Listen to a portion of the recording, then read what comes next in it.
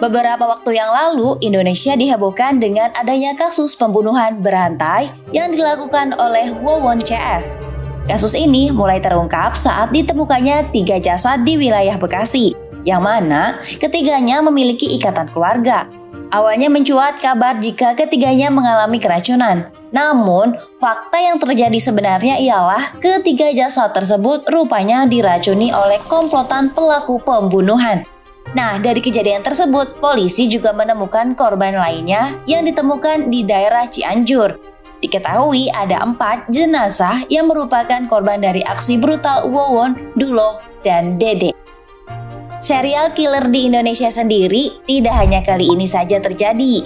Berikut ini rekapan serial killer tersadis di Indonesia versi Invisible Kreatif.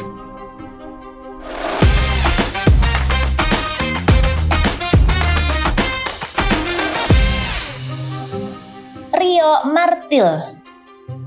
Aksi yang dilakukan Rio Martil tak kalah keji dari kasus sebelumnya karena menghabisi nyawa korbannya dengan cara memukul kepala mereka menggunakan martil.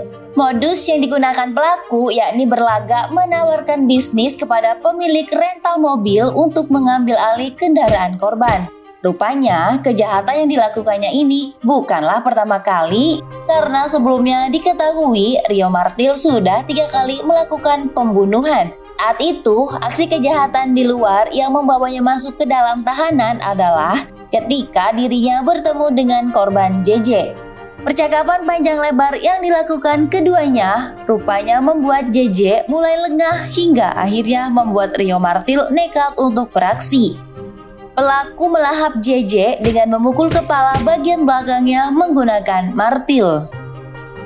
Pembunuhan yang dikabarkan sudah terlaksana sejak tahun 1997 hingga 2001 tersebut telah menelan nyawa sebanyak 5 orang. Korban terakhirnya ialah rekan satu lapas guru ngajinya yang juga merupakan mantan pegawai PT Pos Indonesia dari terpidana kasus korupsi Iwan Zulkarnain. Kejahatan terakhir yang dilakukannya di dalam lapas ini bertepatan dengan hari ulang tahunnya yang ke-27. Sementara proses hukum terhadap Rio terus berlanjut.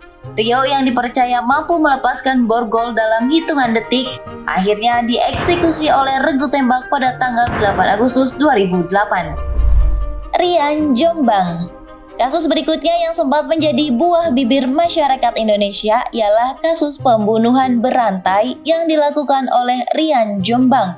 Tercatat sebanyak 11 korban yang dihabisinya, bahkan 4 diantaranya tak segan untuk dimutilasi. Menurut info yang beredar, Rian telah menjalankan aksinya mulai dari rentang waktu 2006 hingga 2008. Awal mula aksinya terbongkar setelah ditemukannya potongan tubuh di sekitar kebun binatang Ragunan, Jakarta Selatan pada 12 Juli 2008. Setelah diselidiki identitasnya, korban ialah Haris Santoso yang merupakan seorang manajer di sebuah perusahaan swasta di Jakarta. Diketahui sebelum pembunuhan terjadi, keduanya sempat mengalami perselisihan hingga membuat Rian tak bisa mengontrol emosinya dan melakukan aksi nekatnya tersebut. Setelah kabar mengejutkan ini terjadi, beberapa warga dari tempat asalnya di Jombang pun mengadu kepada pihak yang berwajib dan mengaku telah kehilangan sanak mereka yang juga memiliki kedekatan dengan pelaku pembunuhan Rian Jombang. Di rumah orang tuanya di Jombang, polisi menemukan 4 jasad korban Rian yang sudah menjadi kerangka, terkubur di belakang rumah, tepatnya di kolam ikan bekas milik keluarga.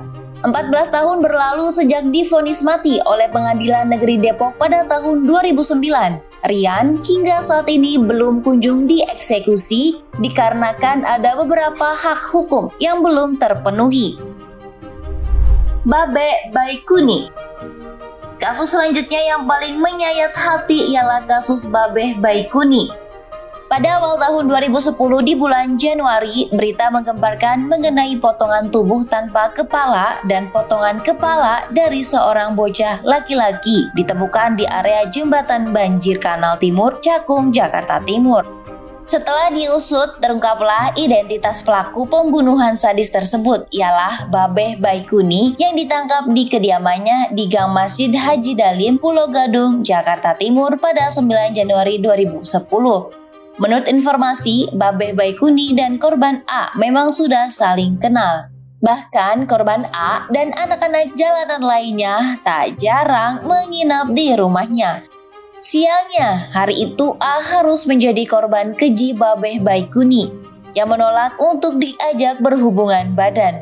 Penolakan tersebut membuat Babeh merasa marah dan membuat pria kelahiran 1961 itu nekat untuk menjerat leher A dengan seutas tali rafia sampai kehabisan oksigen, lalu menyetubuhi bocah laki-laki yang sudah tak bernyawa itu. Setelah nafsunya terbayarkan, Baikuni kemudian memotong tubuh A menjadi beberapa bagian. Dari kejadian tersebut terungkap pula bahwa Babeh Baikuni dikabarkan menderita nekrofilia situasional sekaligus pedofilia. Setelah diusut kembali, Babeh Baikuni diduga sudah menjalankan aksinya dari tahun 1993.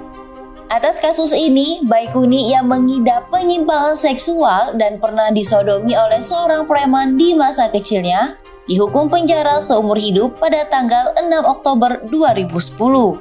Hukuman seumur hidup kemudian berubah menjadi hukuman mati. Kabar terakhir mengatakan, sampai saat ini, Baikuni yang terbukti telah membunuh 14 anak dengan 4 diantaranya dimutilasi tersebut, masih mendekam di lapas Cipinang dan belum diketahui pasti kapan Baikuni segera dieksekusi. Ahmad Suradji.